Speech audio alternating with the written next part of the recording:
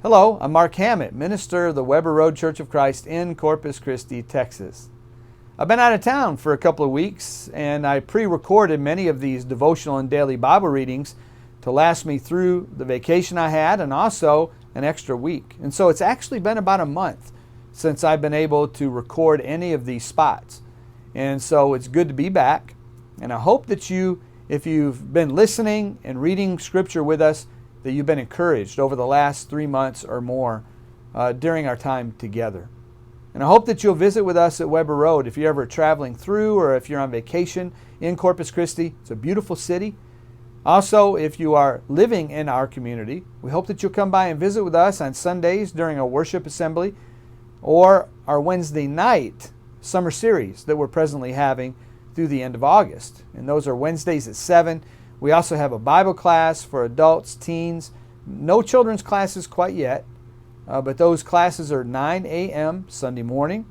And then we have worship at 10 a.m. every Sunday morning that you're welcome to come to. Or you may view those services, those Bible classes, on Facebook or also our YouTube channel. I hope that you'll turn to 1 Timothy chapter 5. 1 Timothy chapter 5 is where we will read from in just a few moments. There's a story told about a father who was not an Atlas. He was not a Samson or a bodybuilder. He wasn't considered handsome by most in the world. But he told this story. He said, "My little girl was sitting on my lap, facing a mirror. After gazing intently at her reflection and mine, she said after a few minutes, 'Daddy, did God make you?' He said, 'Of course he did, honey.' Well, she looked at him and said, 'Did he make me too?' He said, 'Yes, he did. Why would you ask?' To which she replied, 'It seems to me that he's doing better work lately.'" You might say, from the mouth of a child, right? We all know that children, oftentimes, of course, they're wonderful. And if nothing else, when they're little, they're very frank and they're very honest.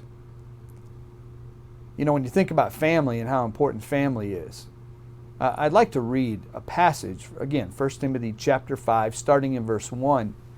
And as we do that, you may want to follow along. And God has a lot to say about family. 1 Timothy chapter 5, starting in verse 1.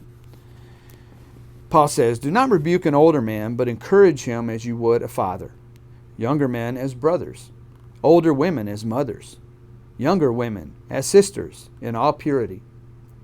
Honor widows who are truly widows, but if a widow has children or grandchildren, let them first learn to show godliness to their own household and to make some return to their parents, for this is pleasing in the sight of God.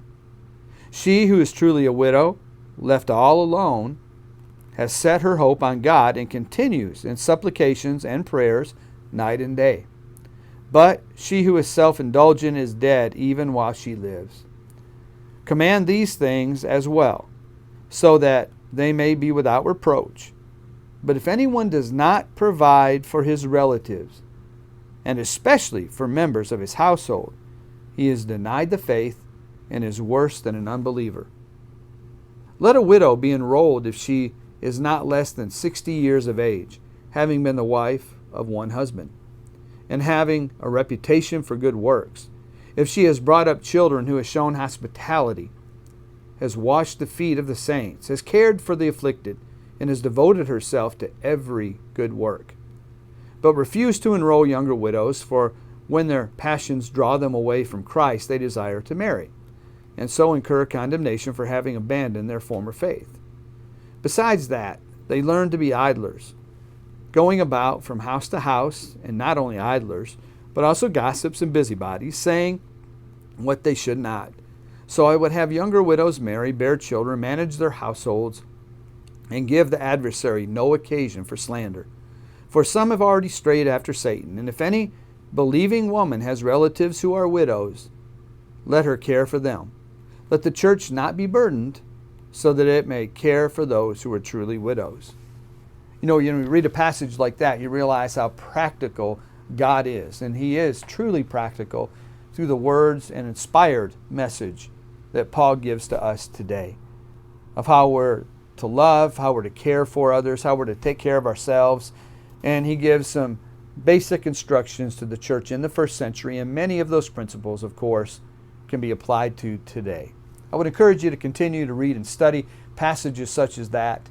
And again, it's good to be with you, and I hope that you'll join us again for these daily devotionals and Bible readings. And may the Lord bless you richly as you seek to follow His will.